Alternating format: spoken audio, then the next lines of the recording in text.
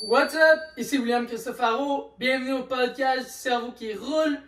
Aujourd'hui, on va parler d'une émotion très importante à être capable de travailler avec. On va apprendre c'est quoi le message derrière la colère sur un niveau émotionnel.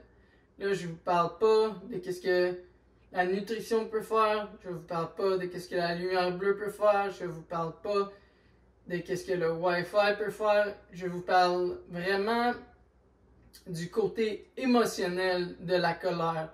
C'est quoi le messager? Je trouve que c'est vraiment important d'être capable de savoir comment fonctionner quand ce type d'émotion-là arrive.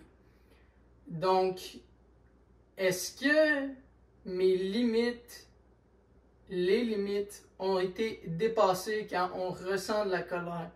Souvent, quand on ressent de la colère, c'est que nos limites ont été dépassées. Que ce soit avec des relations ou que ce soit dans quelque chose qu'on fait, souvent, les limites ont été dépassées. On n'a pas su vraiment savoir comment s'exprimer. Donc, dans le prochain vidéo, pour ceux qui écoutent audio, peut-être baisser le son, parce que je vais vous montrer un petit peu c'est quoi, comment qu'on peut se sentir quand on ressent de la colère, les limites qu'on met quand ça fait 1 heure, 2 heures, 5 heures qu'on essaie un truc de skate. Ça se peut qu'on devienne en colère puis que, ok, c'est le temps d'apprendre à mettre nos propres limites, tu sais, ou respirer dedans pour comme être capable de venir calmer ça pour être capable de fonctionner encore mieux avec cette colère qu'on peut ressentir à un certain moment.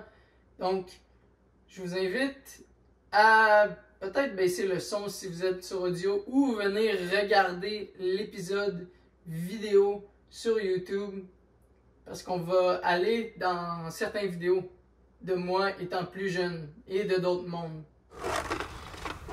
Oh crap, tabarnak!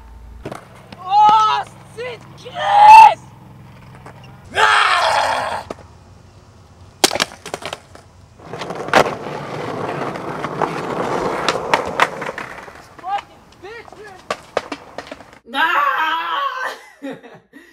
Donc, comme vous avez pu voir, oui, évidemment, il y a des moments où nos limites sont dépassées, puis on veut faire le truc, et comme c'est comme on peut capoter. Des fois, il y a des gens qui non, tu sais.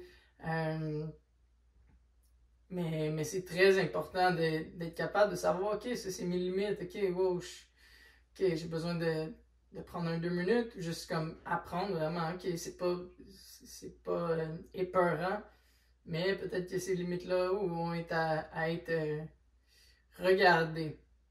C'est aussi, quand ça fait autant de temps qu'on essaye, on peut se sentir impuissant.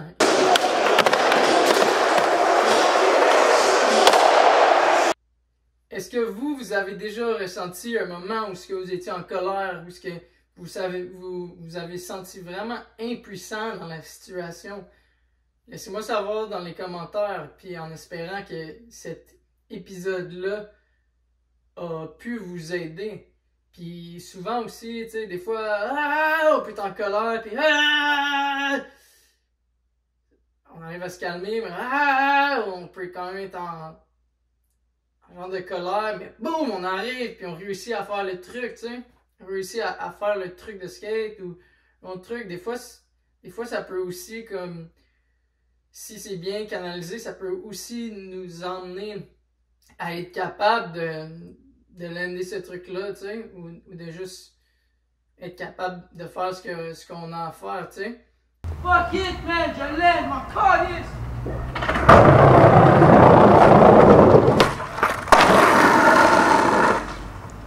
Donc, il y a toujours comme des côtés, les deux côtés. Donc, j'espère que ce podcast, encore une fois, vous a aidé.